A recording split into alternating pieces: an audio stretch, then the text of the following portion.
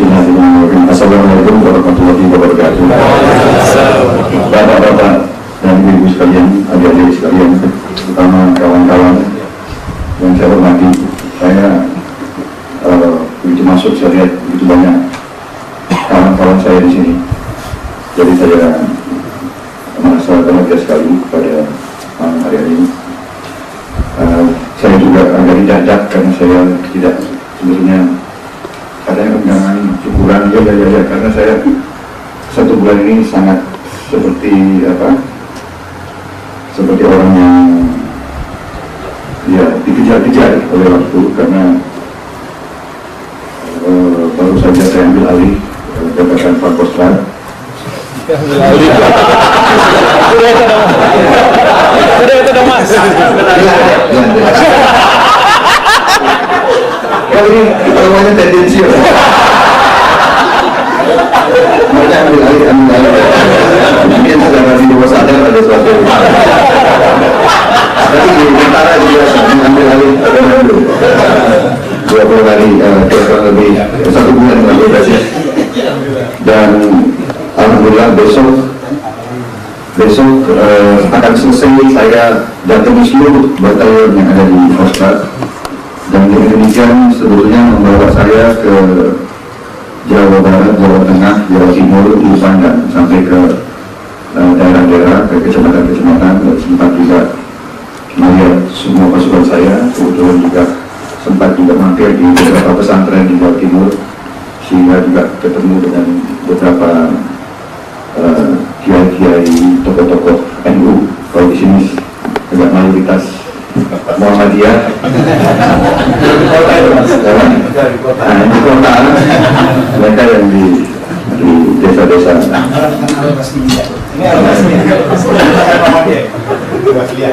Saya tidak banyak akan bicara, tetapi saya berterima kasih sekali atas penghormatan yang diberikan kepada diri saya, dan saya juga kepada Pak Mukti, saya kira juga kepada Edi Budianto dan Pak Aditya Warman. Perhatian yang begitu besar, rasa solidaritas, rasa ikut bersyukur. Tapi saya juga ingin sampaikan kepada hadirin sekalian, kita mohon bersyukur atas segala nikmat dari Tuhan yang Maha Besar, dari Allah Subhanahu Wa Taala. Namun saya ingin secara jujur menyampaikan, memang waktu saya masih agak muda gitu, beberapa tahun lalu, menggebu-gebu sebagai seorang prajurit, saya kira wajar setiap manusia dalam suatu karya. Saya sangat menggebu-gebu, saya sangat idealis waktu itu, ingin menjadi seorang perwira, pemimpin militer yang baik untuk bangsa dan negara. Jadi memang menggebu-gebu berbuat dan memang mempunyai sasaran, mengejar, ingin menjadi panglima, ingin menjadi panglima tentara, ingin menjadi jenderal. Saya kira cita-cita saya dari sejak muda. Saya kira para kapten, para mayor, para letnan punya cita-cita yang seperti itu. Tetapi semakin tinggi saya naik, semakin saya mengalami perjalanan hidup sebagai perwira dan pemimpin tentara, semakin saya merasakan bahwa pemimpin itu berat. Setiap saya menjabat komandan, terutama mulai komandan batalion, kita di tentara ada suatu tradisi, kita menerima bendera. Menerima bendera itu, kalau batalion namanya tunggul, kalau brigade namanya duaja, kalau komando utama seperti Kodam atau Kopassus atau Kostrad itu namanya pataka. Kemudian, dan itu memang secara fisik berat, tetapi ada sesuatu lain yang berat. Begitu kita terima bendera, itu tandanya dalam tradisi militer, itu tandanya pada saat itu, detik itu Anda sudah memikul seluruh tanggung jawab di kesatuan itu. Jadi di satu pihak kita bangga pada kepercayaan yang diberikan atas wewenang dan kekuasaan yang kita pikul diberikan. Kita bilang juga kita merasakan benar masalah tanggung jawab. Dan semakin naik semakin berat saya rasakan.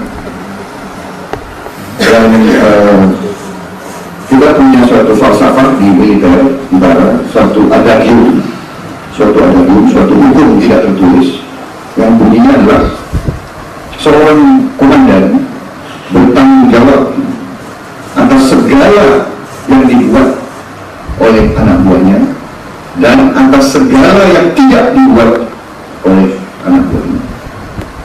A commander is responsible for everything that his man does or fails to do. Jadi semua yang dibuat atau tidak dibuat oleh anak buahnya itu tanggung jawab komandan. Demikian beratnya tuntutan, sehingga banyak privilege yang diberikan seorang komandan, diberi hak pakai tongkat, ada ajudan, pintu dibuka, segala. Tetapi itu tanggung jawab, sehingga semakin tinggi sama masa semakin berat. Jadi pada saat kita mengharapkan dan kita diberikan oleh Yang Maha Kuasa, ternyata diberikannya itu sebetulnya juga sesuatu yang kita rasakan, suatu beban. Sehingga waktu saya naik dari bintang 1, saya mau masuk ke ruangan kerja saya, hati saya sebetulnya dak-dik-duk. Saya masuk ruangan komandan jenderal. Saya duduk di meja itu, saya merasakan, ya Tuhan berikan kepada saya kekuatan. Apakah saya mampu memimpin pasukan ini dengan baik, dengan sebaik-baiknya? Jadi ada teman. Dan 1 bulan setelah saya menjabat, langsung terjadi suatu peristiwa yang sangat berat sebetulnya, yaitu penyanderaan di Irian. 1 bulan setelah saya menjabat, saya berangkat ke Irian, dan di situ saya juga merasa kok demikian berat ujian yang diberikan kepada saya, karena secara teknis keadaannya sangat sulit. Alat-alat Indonesia kurang, helikopter kita kurang, kita tidak punya alat-alat untuk bisa menembus penginderaan di bawah pohon-pohon yang 40 meter tingginya dan sebagainya dan sebagainya. Kemudian persoalannya berjalan sekian bulan, begitu banyak warga negara asing terlibat, seluruh mata dunia kepada kita, terutama mata dunia militer, ya. Di situ dipertaruhkan kehormatan pasukan khusus, kehormatan TNI, dan kehormatan itu bangsa Indonesia. Dan saya merasakan saya di situ bertanggung jawab penuh, dan terjadi korban. Banyak rekan-rekan saya, anak buah saya juga korban di situ. Di situ kita rasakan berat sebagai pemimpin. Tapi alhamdulillah Tuhan memberi suatu jalan keluar dan suatu kemudian, terutama di mana yang bertanggung jawab adalah saya. Tapi di balik kesulitan yang saya rasakan waktu itu, di mana saya sudah menyampaikan kepada pimpinan bahwa apabila dalam 3 hari ini saya merasa tidak selamat atau tidak ketemu, saya akan meletakkan jabatan. Saya sudah sampaikan kepada pimpinan saya waktu itu. Di situ hadir juga Pak Jeki Anwar, dan ada waktu itu Kabila Pak Samsi Siregar adalah pemimpin operasi seluruhnya. Saya adalah komandan Satgas yang mengadakan serbuan. Saya lapor ke Pak Samsir, Jenderal, kalau ini tidak berhasil, tanggung jawab sepenuhnya kepada saya akan. Jadi saya siap meletakkan jabatan 5 bulan setelah saya dilantik. Dan saya benar-benar sudah kumpulkan asisten saya, dan saya katakan situasi demikian, korban sudah banyak, saya tanggung jawab, keberhasilan belum pasti. Kalau ini dalam 3 hari tidak berhasil, saya harus ditanggung jabatan. Saya sudah kumpulkan asisten-asisten saya. Nah, demikian, tetapi ternyata Tuhan memberi sesuatu yang bagi saya waktu itu bagaikan mukjizat sebetulnya. menjadi mungkin. Kita diejek oleh tentara-tentara asing, tetapi kita ternyata diberi kemenangan, keberhasilan. Jadi saya merasakan akhirnya jalan bagi saya terbuka, saya tidak jadi bunuh diri, dan seterusnya dan seterusnya. Bahkan 8 bulan setelah saya jadi bintang 1, saya diberikan bintang 2. Sekali lagi, begitu diberi bintang 2 memang tidak seberat, karena jabatan masih tetap sama, tidak. Begitu saya dilantik menjadi Pangkostrat, sekali lagi saya merasakan beban itu. Diberi kehormatan bintang 3 pada usia 46 tahun, suatu kebanggaan. Tetapi anehnya, rekan-rekan saya, kawan-kawan saya, termasuk atasi-atasi pertahanan asing yang datang pada hari diumumkan saya dari Pangkostrat, bentuk ketemu saya, melihat wajah saya tidak berseri-seri, tidak gembira, ria, tetapi justru sangat murah, katanya. Sampai semuanya mengatakan, terutama salah satu atasi pertahanan itu, Anda diumumkan bintang 3, kok Anda kelihatan sangat Anda kelihatan sedih. Dan ini benar-benar saya rasakan hari itu. Bukan saya bangga benar, tetapi saya benar-benar merasakan apakah saya mampu, apakah saya pantas. Begitu banyak sinyal-sinyal saya lewati, dan apakah ini macam-macam lah pikiran waktu itu. Dan memimpin Pangkostrat demikian. Tadinya saya memimpin 6.000 orang, sekarang saya bertanggung jawab atas 25.000 orang. Jadi karena ada beliau itu membuat saya merasakan bagaimana. Saya pikir saya habis lulus THR-nya Kopassus, Lebaran. Sekarang saya sudah berpikir bagaimana THR-nya Pangkostrat 25.000 pasukan. Bagaimana rumahnya, bagaimana sekolahnya anak-anak itu, lalu bagaimana itu. Jadi tidak ada sesuatu, saya tidak merasa waktu itu perlu untuk berpesta ria dan sebagainya. Saya benar-benar merasakan tanggung jawab. Belum lagi saya rasakan memang situasi bangsa kita dalam kondisi krisis moneter yang begitu berat, kondisi ekonomi kita dan sebagainya. Jadi itu saya jelaskan sedikit sikap mental saya, attitude saya, di mana saya berterima kasih dan diingatkan memang kita bersyukur. Tetapi ketahuilah bahwa kalau besok umpamanya besok ini saya tidak menjabat Pangkostrat, mungkin justru muka saya akan berseri-seri. Sepertinya beban akan dilepas. Namun kembali lagi saya bicara kepada diri saya, Anda seorang putra bangsa, Anda seorang patriot, Anda tidak boleh takut, Anda tidak boleh pengecut.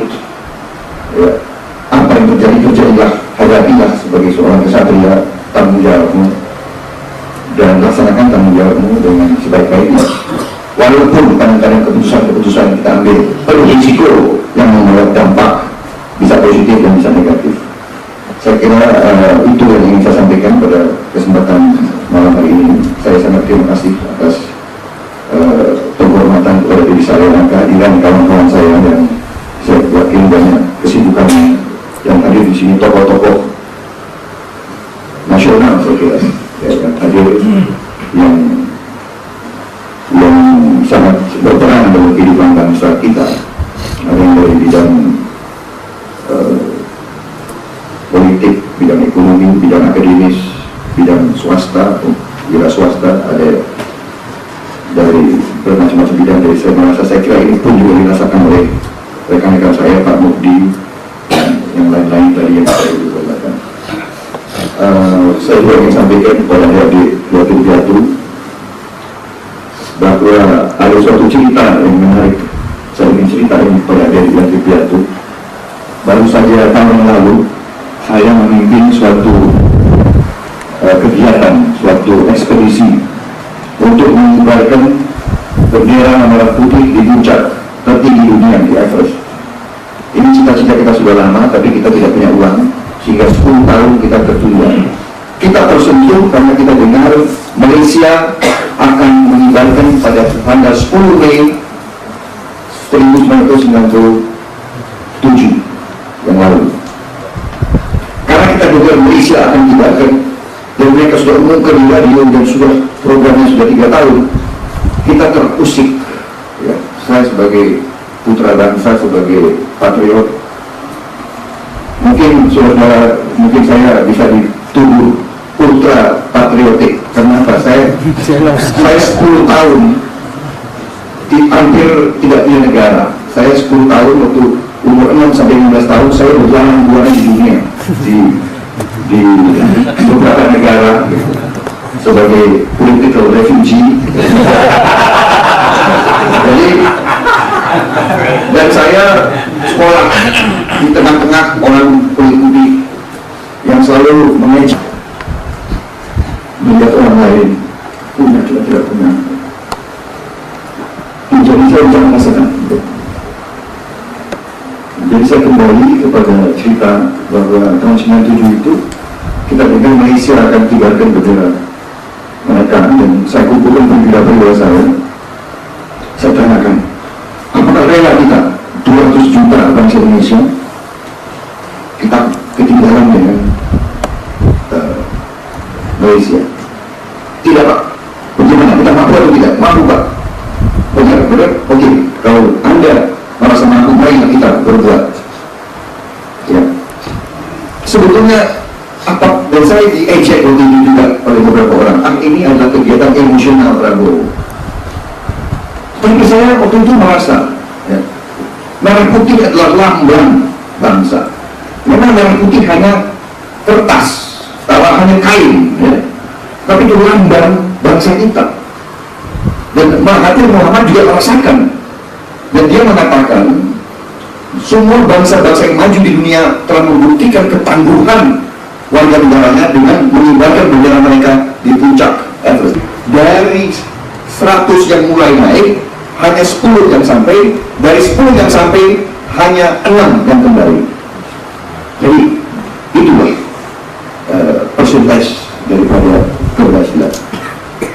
Di sekitar puncak Everest itu, makanya Everest dinamakan kuburan tertinggi di dunia, karena di puncak Everest begitu banyak jenazah-jenazah mayat-mayat di situ, dan dalam keadaan utuh karena suhunya. Jadi anak-anak kita yang kita siapkan hanya dengan 4-5 bulan persiapan, sebab semuanya tidak pernah lihat salju. Ya. Bagaimana lihat salju? Pertama kali ke luar negeri. Ya. Yang saya ingin cerita adalah bahwa untuk menghadapi situasi yang begitu berat, akhirnya saya berpikir tidak ada jalan lain, kita harus didukung oleh doa. Ya.